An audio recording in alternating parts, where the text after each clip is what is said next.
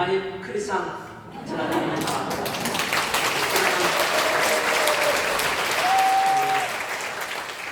종교의 자유가 있는 이런 자유민주주의 대한민국을 사랑합니다. 현재 오늘이 5월 23일이죠.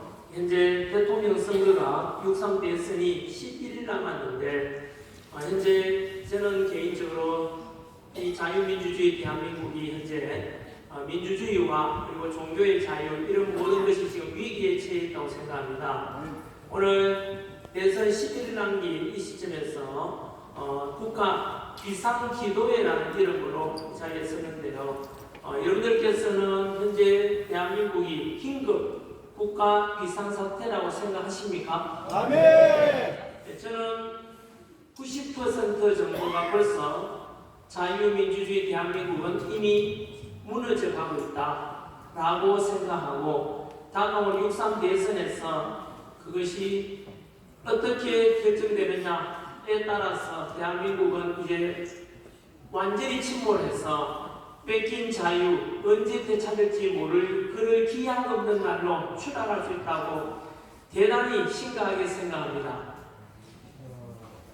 정치, 경제, 사회, 문화 모든 분야에 이미 이런 우리가 누렸던 자유민주주의 올해가 6.25 전쟁 75주년 기념인데 지난날의 평화가 이제 다 사라질 위기에 처해 있다. 저는 그렇게 생각합니다. 이틀 전에 저는 이영돈 PD와 함께 부정선거 신의 작품인가라는 영화를 개봉했습니다. 윤석열 대통령께서도 이미 탈당하고 자유인이 되었기 때문에 내비치려고 온 건 아니고 예선 전환기제나 또는 청년들이 온다고 해서 조용히 오시려 했는데 뜻하지 않게 외부로 알려졌는데요. 그런데 그 영화에서 놀라운 것은 부정선거에 관한 거죠. 많은 분들 중에서는 부정선거가 침반 디지털 대한민국 시대에 그런 게 있는가라고 하시는 분들도 계시겠지만 없었다면 이런 영화는 소설이 되고 또는 음모는 되지 않겠습니까? 하지만 저는 봤습니다. 하나님을 먼저 보게 된 것처럼 저는 실체를 파악했고 그 실체를 영화에 담았는데 영화 개봉하려고 하니까 우리나라 문학에도 이미 들은 이야기가 있습니다. 90% 이상이 이미 좌파들이 장악했다 이런 소문 들었는데 막상 영화 개봉하려고 하니까 스크린을 안 열어줍니다. 다시 만날 조국이라는 현재 감독가 있는 그 사람 영화는 470개 영화 개봉관에 스크린을 열어주는데 저희 영화는 10분의 1밖에 안 되는 48개밖에 열어주지 않습니다. 영화가 좋은 영화인지 아닌지는 관객들이 평가할 몫인데 아예 이 영화를 개봉 못하게 못 보게 한다는 것은 저는 이런 정치 성향하고 상관없이 잘못되었다고 생각합니다. 다행히도 관객들이 너무 감동적이고 참 너무나 좋다 해서 추천 덕분에 현재 100여 개 관객들이 요청해서 이제 개봉관이 많이 확보됐습니다. 그래서 개봉 이틀 만에 벌써 영화 순위 5위까지 올라왔습니다.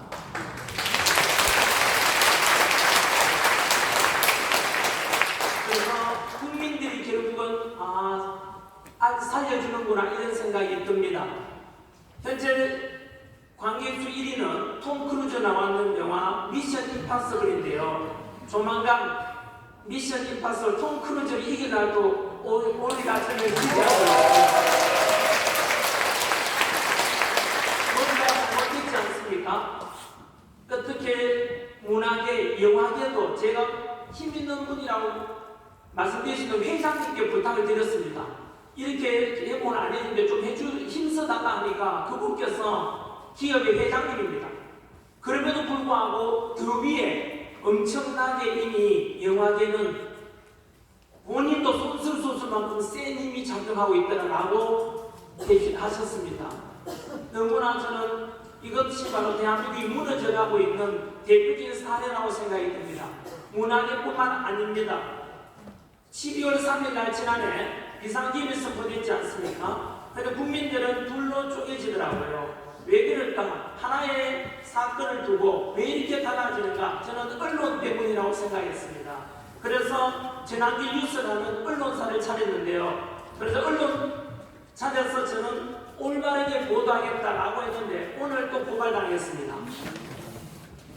네, 어쨌든 언론의 자유, 표현의 자유를 막아가지고 말하지 말라라는 것이 정말로 민주주의 맞는지 저도 그랬었고 과거에 민주화 운동했던 분들께 묻고 싶습니다. 독재에 맞서서 자유, 민주를 외쳤는데 지금 과연 누가 독재를 하고 있는지 이 언론사는 표현의 자유가 있어야 되지 않습니까? 그것을 자기 마음에 안 든다고 고발하고 또 이런 것은 민주적인 모습에서 이미 어긋난 것 아니겠습니까? 뿐만 아니고 정치적으로 군사적인 안보 면에서는 여러분들은 어떻게 생각할지 모르겠는데요. 제가 언론사를 하고 있기 때문에 통계 근거만 말씀드리겠습니다. 아시다시피 오늘이죠. 그리고 지난주죠. 2년 전이죠. 작년이죠. 놀라운 일들이 많습니다. 그냥 먹고 살기 바쁘니까 그냥 뭐 별일 있겠는가 생각했지만 오늘 있었던 뉴스 보셨습니까? 중국이 우리나라 배타적 경제 수역에 군사 훈련하겠다고 일방적으로 항해 금지를 선포했습니다. 또 지난달이었지요. 우리나라와 중국 사이의 서해안에 장정수역이라는 곳이 있습니다. 그곳에는 어떤 인공 구조물도 설치하면 안 됩니다. 그런데 중국이 이미 설날 1호, 2호 인공 구조물을 설치했습니다. 가로 100m, 세로 80m, 높이 50m짜리 어마어마한 그런 인공 구조물을 설치했는데 남중국해 예를 들면은 그건 처음에는 양식장이다라고 했지만 이미 군사기지로 바뀌었습니다.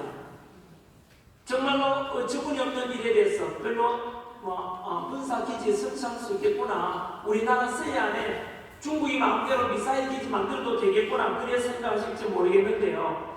지난주 뉴스였죠. 지난주 뉴스는 대통령실 용산에 있는 대통령실과 미군 기지가 있지 않습니까? 용산에 거기에 1km 떨어진 지점에 650평의 땅이 1,000억대 땅이 소유주가 알려졌는데 소유주가 누군지 아십니까? 중화인민공화국 소유주로 떴습니다. 대통령 집무실 미군 기지 1km 전방에 거기에 용산에 650평이나 되는 땅이 소유주가 중화인민공화국입니다. 그래서 별로 안 놀라신다면 지금부터 3년 전입니다. 2022년 통계를 보면은 대한민국 안에 중국인이 소유하고 있는 땅이 여의도 면적의 7배를 가지고 있습니다. 3년 전이니까 지금 아마 더 많은 땅을 중국인이 소유하고 있을 겁니다. 그뿐만 아니고 지난해입니다. 2024년 우리나라에 외국인이 구입한 부동산을 조사해보니까 65%가 중국인이었습니다. 중국은 사회주의 국가이기 때문에 국가 명령을 따라야 합니다. 따라서 국가 위급 사태가 발생하면은 어느 순간에 중국인이 가지고 있는 모든 땅이 부동산이 중국 정부 소유로 바뀝니다. 여러분 이것은 무엇을 가리킵니까? 이것은 대한민국의 영토를 이미 중국이 그만큼 차지하고 있다고 생각하시면 됩니다. 이런 중국의 부동산 구입 중화인민공화국이 중국 영토가 우리나라 안에 지금 있는 택이 됐습니다. 저는 역사 가르치는 강사로서 너무나 두렵습니다. 거기에 맞서서 미국은 어떤 경고를 했는지 아십니까? 우리보다 미국이 먼저 경고를 하고 나섰습니다. 미국이 지난주에 주한미 사령관, 브론슨 주한미 사령관이 다가올 육상 대선은 한미 동맹관계의 교차점이 될 것이다라고 했습니다. 한미 동맹관계의 교차점이 된다는 말은 직설적으로 말하지 않았지만 삐끗하면은 한미 동맹이 이어진다는 것을 예고 또는 경고한 메시지가 주한미 사령관이 직접 말했습니다. 그리고 오늘이죠. 오늘 미군이 발표하기를 우리나라에 주둔하고 있는 미군 4,500명을 철수할 수 있다고 경고했습니다. 제 좀 소름 돋는 거 안 보이십니까? 여러분, 이런 우리보다도 미국이 더 큰 경고를 하고 있습니다. 가까이서 보면 잘 안 보일지 몰라도 멀리서 보면은 더 바이블, 성경이라는 뜻이 선명해 보이듯이 안에 있어서 우리가 몰라서 그렇지 바깥에서 보는 미국이 보기에 한미 동맹 관계에 대해서 너무나 지금 위기라고 말하고 있습니다. 그래서 다가올 6.3대에서는 저는 어느 후보를 지지받게 이런 말 할 수는 없습니다. 지금은 선거 기간이기 때문입니다. 선거운동 기간이기 때문입니다. 그래서 저는 현명한 국민들께서 그리고 2030 청년 미래 세대들 모두가 깨닫고 자유민주주의 대한민국 그저께 전장의 유산이라는 영화가 개봉됐습니다. 거기에 저도 출연했습니다. 그 영화 역시 개봉하는데 어려움을 겪었습니다. 스크린을 확보해주지 않아가지고 그 영화가 6.25 전쟁의 비참함 다룬 영화입니다. 교훈을 얻어야 됩니다. 6.25 전쟁 이래로 우리는 지난 75년간 평화를 누린 것이 누구 덕분이겠습니까? 저는 크리스찬으로서 하나님께서 직접 주시다고 믿고 있고 공산당은 아시다시피 종교는 인민의 아편이라고 해서 북한이든 중국이든 공산주의 사회주의파에서는 종교의 자유가 없습니다. 저는 그 안에서 우리 종교의 자유가 있고 하나님 지키는 덕분에 지금까지 우리가 교회에서 이렇게 기도도 드릴 수 있고 복음을 전해드릴 수 있는 너무나 축복스러운 대한민국에서 살아왔습니다. 하지만 이 75년간의 평화가 조만간 사라질지도 모릅니다. 한번 사라진 자유, 한번 붕괴된 민주주의, 이런 나라는 되찾는데 너무나 큰 희생을 치를 수도 있습니다. 히틀러 독재 나치가 다시 정상회복되기까지 아시다시피 600만 명 이상의 유대인들이 학살되지 않습니까? 그 속에 많은 목사님들도 종교인들도 다 죽어가고 했던 것을 아십니까? 저는 대한민국에 다시 제2의 히틀러, 제2의 나치주의처럼 전체주의가 부활할 수 있다고 경고하고 있고 저도 그렇게 피부로 느끼고 있습니다. 6월 3일 대선에서 저는 어느 후보를 지지하든 반대하든 그런 여러분들의 선택입니다.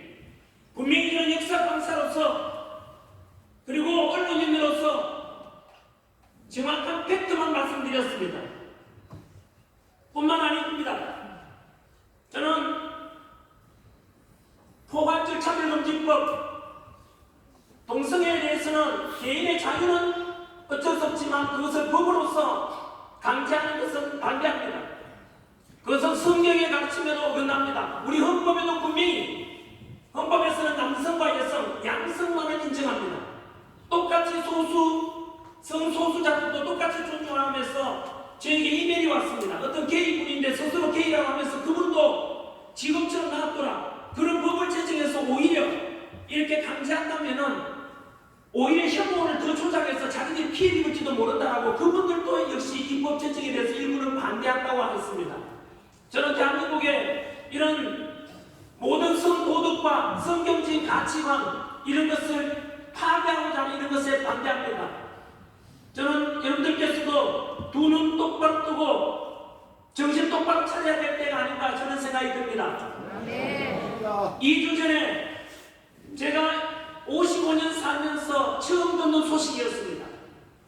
교회에 압수수색을 당하고 담임 목사님의 압수수색 당하고 휴대폰을 뺏겼다는 이야기 듣고 이게 과연 내가 알고 있는 자유민주주의 대한민국이 맞는지 진짜 그 뉴스를 보고 충격을 먹었습니다.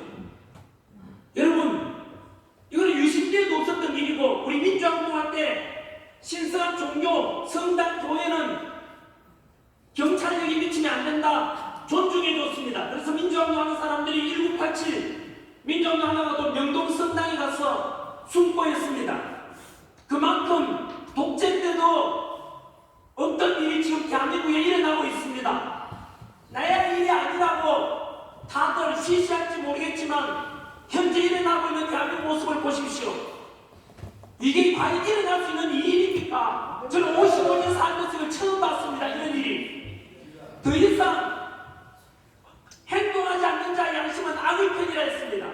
굴르기를 보고 목소리 내지 않는다면 광야에서 외쳤던 세례 요한 말씀 모르십니까? 왜 우리는 불을 보고도 침묵해야 됩니까? 다 무너지고 내 앞에 우리 가족이 잡혀가고 압수수색 당하고 우리 자손들이 자유하고 다 이런데 그때서야 깨닫겠습니까? 그때는 이미 늦은 것이 아니겠습니까? 범죄자가 사법부에서 유죄 판결을 내렸는데 그 판사를 탄핵하고 그 대법관을 탄핵한다면 이것은 저희들이 초등학교 배웠던 삼권분립에 대해서 어긋나는 거 아닙니까? 민주주의에서 삼권분립이 기본 아닙니까? 입법부, 사법부, 행정부 분리시키는 이유가 무엇입니까? 국민의 기본권을 보장하고 국민들을 법으로부터 보호하기 위하고 권력으로부터 보호하기 위해서 만들어 놓은 건데 그 삼권분립이 붕괴되는데 어떻게 침묵하고 계십니까? 어떻게 침묵하고 이런 일이 지금 대한민국에 나오고 있는데 어떻게 침묵하십니까? 저는 침묵할 수가 없습니다. 지금 우리 누렸던 이 민주주의가 다 끝나지는데 우리 미래 세대들이 독재 속에서 히틀러 밑에 살아서 많은 사람이 희생된 것처럼 종교의 자유가 없어지는 그런 대한민국에 살아가려면 그냥 묵인하시겠습니까? 2025년 5월 24일 토요일 내일입니다. 내일 시청 앞 광장에서 종교의 자유를 주장하는 집회가 열립니다. 선거와 관련이 없습니다. 사법부 탄압을 막고 삼권분립을 지키자는 게 무엇이 잘못됐습니까? 이것은 어느 후보든지 간에 현재 나와 있는 모든 대선 후보들이 함께 동참해야 되는 거 아닙니까? 만약에 그 정도만으로도 거부한다면 종교의 자유를 주장하고 사법부의 자유, 사법부의 우리 삼권분립을 존중하는 이 주장을 반대하는 후보가 있다면 그것은 민주주의 대한민국을 말살하는 후보 아니겠습니까? 3월 5월 내일입니다. 25일, 24일 토요일 1시 서울 시청 앞 광장에 자유민주주의를 지키고자 하는 분들은 모두 모여 주십시오. 그리고 다음날 3월 26일입니까? 5일이 되겠죠. 일요일입니다. 주일날 오후 2시 부산역 광장입니다. 그리고 5월 27일 화요일 동대구역 광장입니다. 5월 29일 목요일 광주 금남로입니다. 우리 주장하는 것이 무엇이 잘못됐습니까? 지금까지 남기한테도 손가락 드는 사람 있겠습니다만은 거꾸로 묻고 싶습니다. 지난주에 주장하는 것은 언제나 무엇입니까? 제가 한 번이라도 탄핵을 찬성하는 반대하는 언제나 우리 국민이고 제가 광주에 가서 광주 시민 여러분 사랑합니다. 광주도 대한민국이고 전라도도 대한민국이고 경상도도 우리 대한민국 아닙니까? 지금 왜 위기 분열돼야 됩니까? 현재 아까 말씀드린 대로 우리나라 안보가 위기인데 똘똘 뭉쳐야 되지 않겠습니까? 안보를 했습니다. 자유민주주의 지키자고 주장하고 있고 법치를 주장하고 상식과 공정을 주장하고 있는데 이것은 정치 성향을 따라서 누구나가 동의하는 보편적인 가치 아니겠습니까?